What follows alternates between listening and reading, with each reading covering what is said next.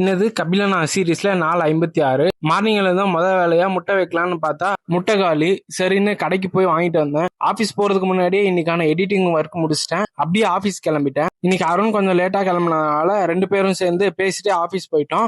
Lunch பிரேக்ல எப்பயுமே வேற ஒரு ஸ்பாட்ல தான் உட்காருவோம். ஆனா இன்னைக்கு தான் ஒரு புது ஸ்பாட் கண்டுபிடிச்சோம். அந்த எட்ஜ்ல நிக்கும் போது செம்ம காத்து. ஆபீஸ் பில்டிங்ல இருந்தாலும் கொஞ்ச நேரம் வெளியே நின்று பேசும்போது மைண்ட் ரிஃப்ரெஷ் ஆன மாதிரி இருந்துச்சு. அதுக்கப்புறம் ஒர்க் முடிச்சுட்டு வழக்கம் போல ஜிம்முக்கு கிளம்பிட்டேன். இன்னைக்கு shoulders day. Shoulder press 3 set.